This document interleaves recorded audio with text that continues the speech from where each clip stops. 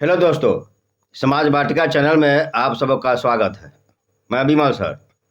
आज हम Bihar board NCERT book कक्षा 7 विषय नागरिक जीवन के चैप्टर नंबर 4 को देखेंगे।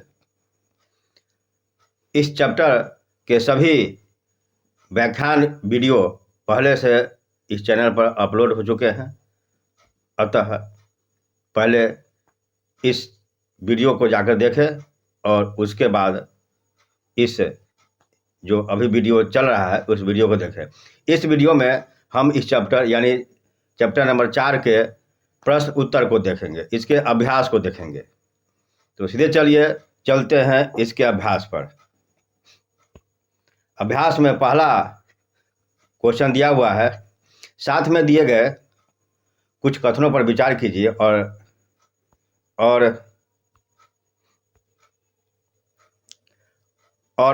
बताइए कि ये सत्य है या असत्य। अपने उत्तर के समर्थन में एक उदाहरण भी दीजिए। इधर दिया हुआ है कथन क, कथन क, कथन ख, कथन ग और घ। तो इन सब के बारे में हम बारे बारे से देखेंगे और इस पर विचार करेंगे। पहला इसमें दिया हुआ है क, सभी समुदाय और समाजों में लड़कों और लड़कियों की भूमिका के बारे में एक जैसे विचार नहीं पाए जाते हैं। तो चलिए सीधे इसके उत्तर को देखते हैं।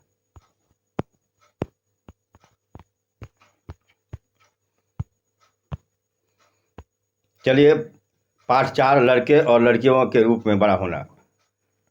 पहला कथन है यानी सभी समुदाय में लड़कों और लड़कियों की भूमिकाओं के बारे में एक जैसे विचार नहीं पाए जाते हैं। उत्तर यह सत्य है। सभी समुदाय में लड़के और लड़कियों की भूमिकाओं के बारे में एक जैसे विचार नहीं पाए जाते हैं, बल्कि भिन्न भिन्न विचार पाए जाते हैं। उन्हें अलग अलग भूमिकाएं दी जाती है ताकि भविष्य में स्त्री और पुरुष की भूमिकाओं में स्वयं को बना सके। जैसे लड़कियों को खेलने के लिए कार्य और लड़कियों को गुड़िया दी जाती है।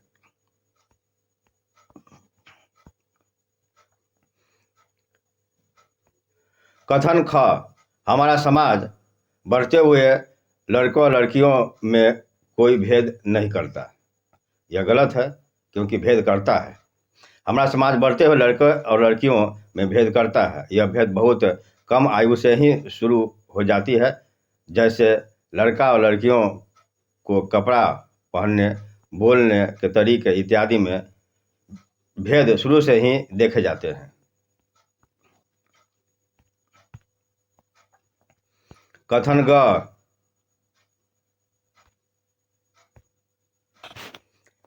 वे महिलाएं जो घर पर रहती है और कोई काम नहीं करती है, यह क्या है? यह असत्य है। वे महिलाएं जो घर पर रहती है उन्हें बहुत काम करना पड़ता है, जैसे घर के सभी काम, परिवार का ध्यान रखना, विशेष रूप से बच्चों का, बुजुर्गों और बीमारों इत्यादि का। कथन घ, महिलाओं के काम पुरुषों के काम की तुलना में कम मूल्यवान समझे जाते हैं। एकदम सत्य है। महिलाओं के काम पुरुषों के काम की तुलना में कम मूल्यवान समझे जाते हैं। यह माना जाता है कि महिलाओं का यह काम स्वाभाविक है और इसके लिए उन्हें कोई शुल्क या पैसे देने की आवश्यकता नहीं है। अब चलते हैं क्वेश्चन नंबर 2। घर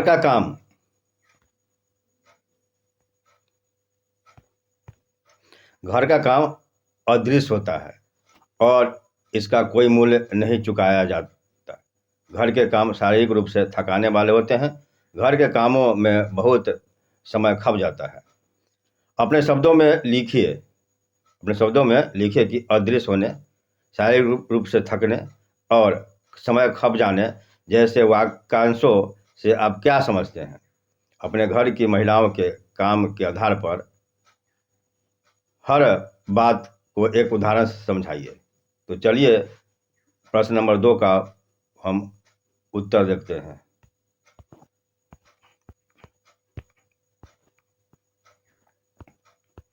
प्रश्न नंबर 2, पहला है अदृश्य होना। अदृश्य होने का मतलब है कि महिलाएं घर में काम करती है लेकिन काम दिखाई नहीं पड़ता, उसका महत्व नहीं होता है। जैसे महिलाएं सुबह सवेरे उठकर नाश्ता तैयार करती है, घर साफ करती है, कपड़े साफ करती है इत्यादि, जैसे काम करते दिखाई इत्यादि, लेकिन क्या है इन सब कामों को लोगों के सामने दिखता नहीं है, इसलिए यह काम अदृश्य होता है। दूसरा, शारीरिक रूप से थकान वाला, ऐसे काम जिससे शरीर थक जाता है, जैसे महिलाएं घर में पोछा लगाती है, जिससे बार बार झुकना, उठना, बैठना, खिसकना पड़ता है, जिस कारण दर्द होता है। घर के सभी काम इसी तरह के होते हैं जो शारीरिक रूप से थकाने वाले होते हैं। समय खप जाना,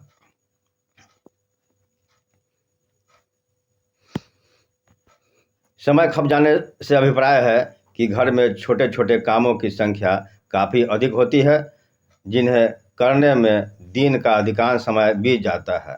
कई बार घरों में नए नए काम बढ़ जाते हैं, जिससे समय खप जाता है। प्रश्न नंबर 3 को देखते हैं।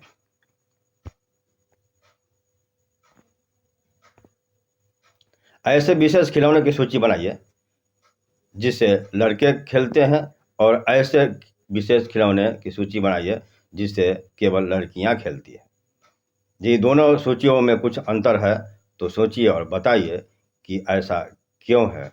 सोचिए कि क्या इसका कुछ संबंध इस बात से है कि आगे चलकर वयस्क के रूप में बच्चों को क्या भूमिका निभानी होगी। तो प्रश्न नंबर 3 का हम आंसर आगे देखते हैं।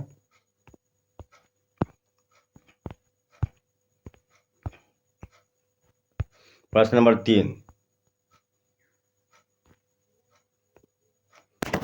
लड़कों के खिलौने,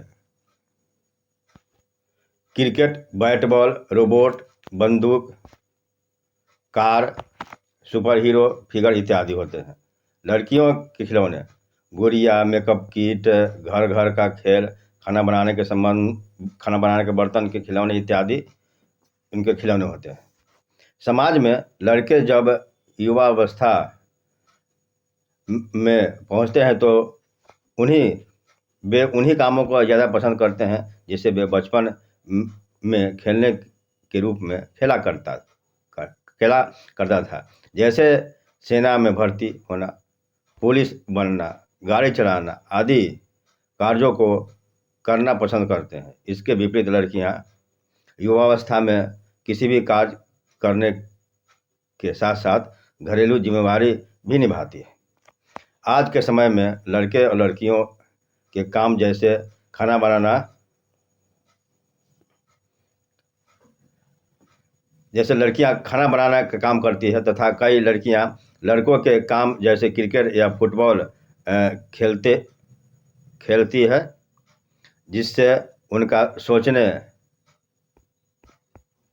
सोचने का तरीका भी बदल रहा है। आगे चलकर कोई भी किसी भी पेशा को अपना सकता है या अपनाया जा सकता है।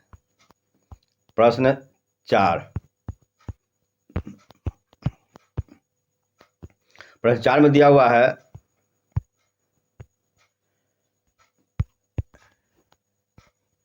अगर आपके घर में या आसपास घर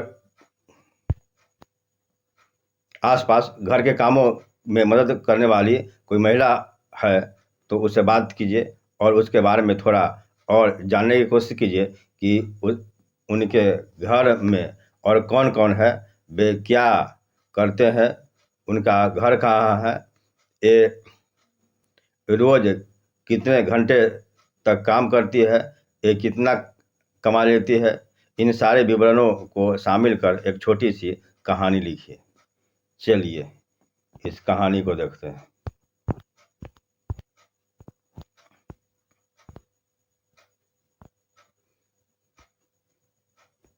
प्रश्न 4, कहानी एक महिला बाहर पड़ोस से मेरे घर में काम करने के लिए आती है। उनका नाम सुनीता है। उसके 3 बच्चे हैं। उसका पति रिक्शा चलाता है।